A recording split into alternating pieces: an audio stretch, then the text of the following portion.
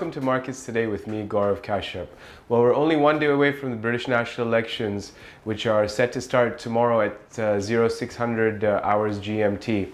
And guys, expect the volatility to continue in the British pound crosses. Trading will continue to remain choppy in the pound crosses in the lead up to that election tomorrow. And we are expecting to see 5 different exit polls in the lead up to tomorrow's election, and this will continue to see the pound trading in that range between 128 and 129.50 against the US dollar. And we do expect to see obviously a more clear trend once the confirmation is received by tomorrow evening, and that would be probably the most prudent time to look at building long or short British pound positions depending on the outcome of that. So expect the pound to remain extremely choppy.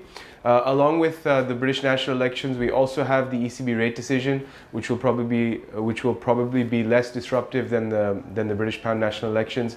Overall, of course, European Central Bank President Mario Draghi is not looking at changing any of the benchmark rates. He will also definitely not be changing the current QE programs, but what markets will focus on will be his comments and his outlook on the views of the European economy. If he does adopt a slightly more hawkish standpoint, this could trigger further upsides in the euro against the USD. And of course, if he decides to maintain a bit of a dovish tone and is more supportive towards accommodative policy, this could see a lot of pressure in the euro going ahead. So like the pound, we would exercise caution in the lead up to that ECB vote, and it would prove again prudent to look at building positions only following that announcement.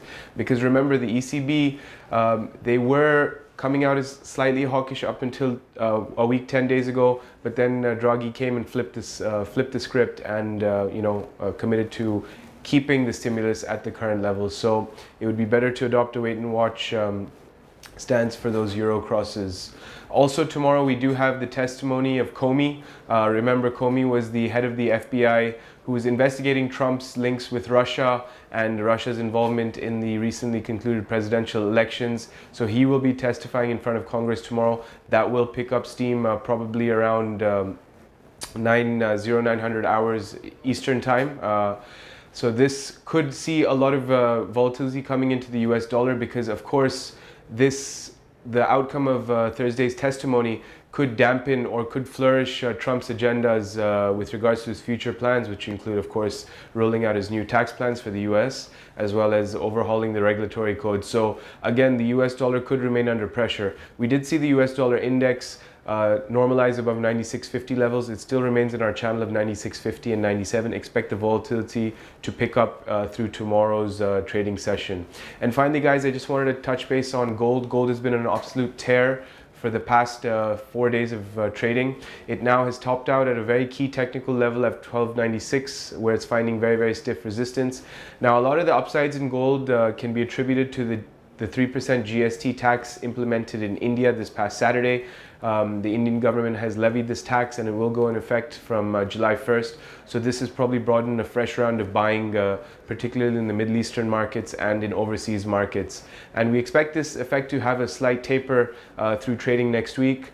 We do still keep 1296 as an upward resistance, and of course followed this by the level of 1300s, which is a very, very key mental level for gold.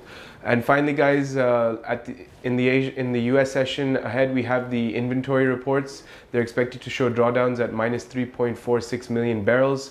Overall, crude has been very, very anemic, considering all the recent developments over the past week or so. But we will look at keeping an upside resistance at 48.50, and this will be followed by 49.13 levels going forward. Guys, if you like this video, please give it a like, please give it a share. If you have any questions or comments, please leave them in the comments below.